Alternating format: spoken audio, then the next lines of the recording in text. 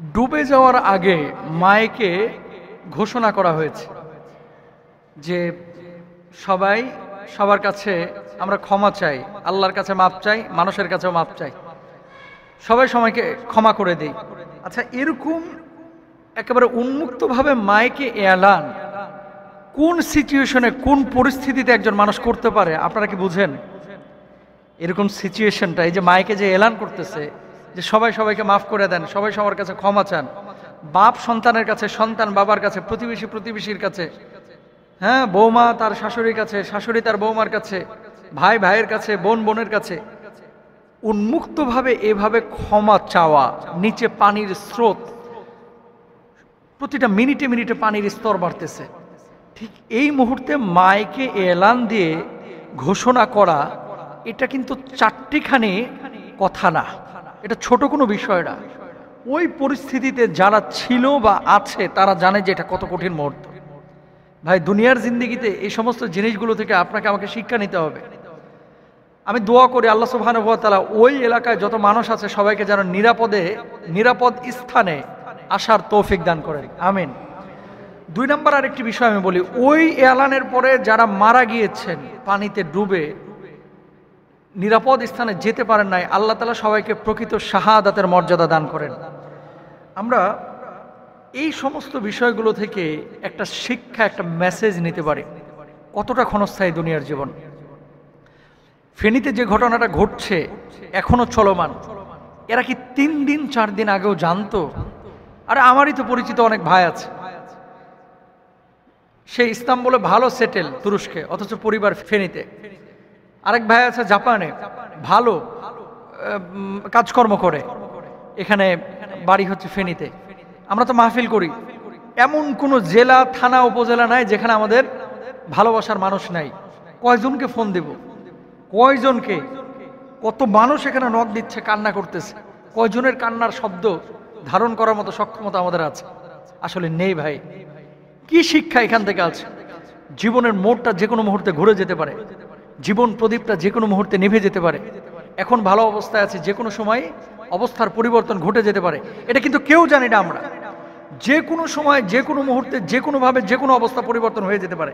সুতরাং জীবনের প্রত্যেকটি ক্ষেত্রে আমাদের উচিত হবে যে কোনো সিচুয়েশন হ্যান্ডেল করার মতো, গ্রহণ করার মতো আমাদের মানসিকতা, এটা আমাদের থাকা লাগবে। আরেকটা বিষয় আপনাদেরকে বলি প্রিয় ভাইরা আমার, সেটা হচ্ছে এই যে মাইকে এলান হলো বা ঘোষণা হলো, এলান বা ঘোষণার পরে অনেক মানুষ কান্নাকাটি করেছেন, ক্ষমা চেয়েছেন, আল্লাহর কাছে ইস্তেগফার করেছেন।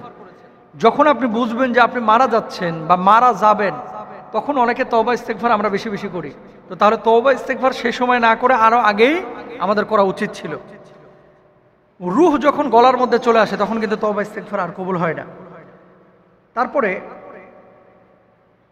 অনেকে ছিল যে এসির মধ্যে ঘুমিয়েছিলেন, কিন্তু আজকে এসি নাই, বিদ্যুৎ নাই, পানি নাই, কোনো কিছু কিন্তু এখন আমাদের সামনে নেই। তারপরে দেখেন আমাদের ভাইয়েরা যারা স্বেচ্ছাসেবক হিসাবে ঢাকা থেকে আপনার ইয়াতে গিয়েছে, এলাকায় গিয়েছে, এই ভাইরা পর্যন্ত অনেকে বিপদে পড়ে গেছে। যাওয়ার আগে কখনো ফিল করে নাই যে আসলে এরকম এতটা ভয়াবহ মুহূর্ত। চট্টগ্রাম এবং কুমিল্লা হাইওয়ের যে রাস্তাটা, এই রাস্তাটা পুরো এখন ব্লক, এখানে গাড়িকে পর্যন্ত ভাসিয়ে নিয়ে চলে যাচ্ছে। তার মানে কতটা ভয়াবহ মুহূর্ত। 25 কিলো 30 কিলোমিটার স্পিড বোর্ডে নিয়ে গেছেন, নিয়ে যাওয়ার পরে তারা যে ব্যাক করবেন এই সময়টা আর পাচ্ছেন না। এই জন্য বাংলাদেশে অতীতে অনেক বিপর্যয় আমরা দেখেছি, অন্য বিপর্যয় আর এই বিপর্যয়টা ভাই এক না। আপনি আবেগের তাড়নায় একেবারে সাইকেল নিয়ে রওনা দিয়ে দিলেন যে আজকে ফেনীকে উদ্ধার করে ছাড়বো। আবেগের তাড়নায় আপনি একটা ওই যে কি বলে তরকারি বহন করে যে ছোট ছোট পিক আপ, এটা নিয়ে 5 জন মিলে রওনা দিয়ে দিচ্ছেন ফেনীকে উদ্ধার করবেন। এগুলো আবেগ বেশি ভালো না, সিস্টেমেটিক কাজ করতে হবে। হেলিকপ্টার দিয়ে যেখানে পারতেছেন আপনি কিভাবে পারবেন? তাহলে আপনাকে কি করতে হবে? যারা সমন্বিতভাবে কাজ করতেছে তাদের সাথে ইনভলভ হতে হবে এবং তাদের সাথে কাজগুলোকে আঞ্জাম দেওয়ার চেষ্টা করতে হবে। এই ঘটনা থেকে আরেকটি শিক্ষা আমাদের আছে প্রিয় ভাইয়ের আমার, সেটা হচ্ছে সকালবেলার ধনীরে তুই ফকির সন্ধ্যাবেলা।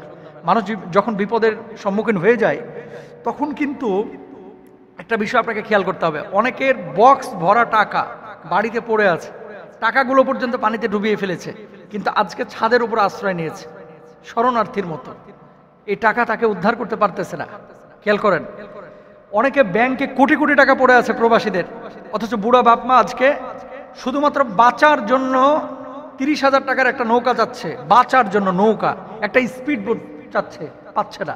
তার মানে কি? আল্লাহ সুবহানাহু ওয়া তাআলা কখনো যদি পরীক্ষা করেন, আল্লাহ সুবহানাহু ওয়া তাআলা যদি উদ্ধার না করেন, আসলে কেউ উদ্ধার করতে পারে না। আমরা চেষ্টা করতে পারি। আমাদের যে মেসেজগুলো এখান থেকে নিতে হবে, 1 নম্বর মেসেজ হচ্ছে আমরা যে কোনো সময় মৃত্যুর জন্য প্রস্তুতি নিয়ে থাকব। 2 নম্বর, দুনিয়ায় আমরা দুনিয়ার ভোগ বিলাসিতায় মত্ত হয়ে যাব না। 3 নম্বর, যে কোনো মুহূর্তে বিপদ আপদ আসতে পারে, সেজন্য নিজেকে প্রস্তুত রাখবো। যে কোনো কিছু ঘটে যেতে পারে আপনার আমার, আর বিপদ আপদে হুটহাটি কিন্তু চলে আসে। 4 নম্বর, মাইকে যে এলানটা হয়েছে, সেই এলান থেকে আমাদের এতটুকু শিক্ষা নিতে হবে যে আপনার জীবন প্রদীপ একদিন আপনার নিভে যাবে, আমাদেরও নিভে যাবে। সেদিন কিন্তু আপনার ব্যাপারে ঘোষণা হবে যে মরহুম আব্দুল কুদ্দুস সাহেব আজ ফজরের নামাজের পরে দুনিয়া থেকে বিদায় নিয়ে চলে গেছেন, ইন্না লিল্লাহি ওয়া ইন্না ইলাইহি রাজিউন। মরহুম মুস্তাফিজ রহমানী দুনিয়া থেকে বিদায় নিয়ে চলে গেছেন, ইন্না লিল্লাহি ওয়া ইন্না ইলাইহি রাজিউন। এরকম ঘোষণা আপনারও হবে, আমারও হবে। তো এই ঘোষণার আগেই দুনিয়াটাকে সেভাবেই ব্যবহার করতে হবে, গ্রহণ করতে হবে, যাতে করে ওই ঘোষণার পরে আল্লাহর সন্তুষ্টি পরেও অর্জন করতে পারি, ঘোষণার আগে অর্জন করতে পারি। আল্লাহ তাআলা তৌফিক দান করুন, আমিন।